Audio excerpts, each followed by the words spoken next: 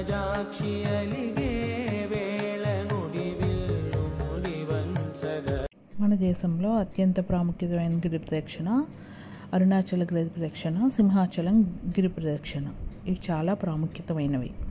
సింహాచలం గిరి ప్రదక్షిణ 9-10 తేదీల్లో జరగనున్నది. ప్రభుత్వం సింహాచలం గిరి ప్రదక్షిణ రూట్ మ్యాప్ రిలీజ్ చేశారు. భక్తులు తొలిపావంచ వద్ద కొబ్బరికాయ కొట్టి ప్రదక్షిణ స్టార్ట్ చేస్తారు. లక్షల్లో జనాలు వచ్చే అవకాశం ఉందని దారి పొడవునా బందోబస్తు ఏర్పాటు చేశారు. గిరి ప్రదక్షిణ మొత్తం 32 కిలోమీటర్లు. దారి పొడవునా నీళ్లు, వాష్రూమ్స్, అన్ని రకాల సౌకర్యాలు ప్రభుత్వం ఏర్పాటు చేసింది. గిరి ప్రదక్షిణ ప్రతి సంవత్సరం ఆషాఢ పౌర్ణమి రోజు చేస్తారు. స్వామివారి పూలరథం మధ్యాహ్నం 3 గంటలకి స్టార్ట్ అవుతుంది 9వ తారీఖున.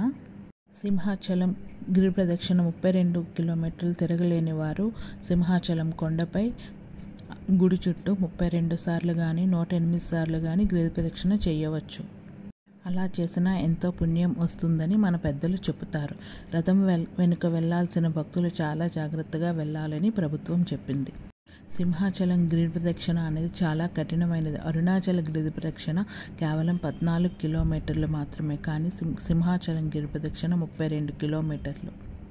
చెప్పులు వేసుకొని గిరి ప్రదక్షిణ చేయవచ్చా? చిన్నపిల్లలు, పెద్దవాళ్ళు అందరూ చెప్పులు వేసుకొని చేయవచ్చు. చేయలేని వాళ్ళు మాత్రం చేయవచ్చు. చేయగలిగిన వాళ్ళు మాత్రం చెప్పులు లేకుండా చేస్తే ఇంకా మంచిది. సింహం ఆకారంలో ఉన్న కొండ చుట్టూ తిరిగితే తాము కోరిన కోరికలు తీరుతాయని ప్రజల నమ్మకం. మా అందరిపైన సింహాద్రి అప్పన్న ఆశీస్సులు ఉండాలని కోరుకుంటూ please share, subscribe. Thank you.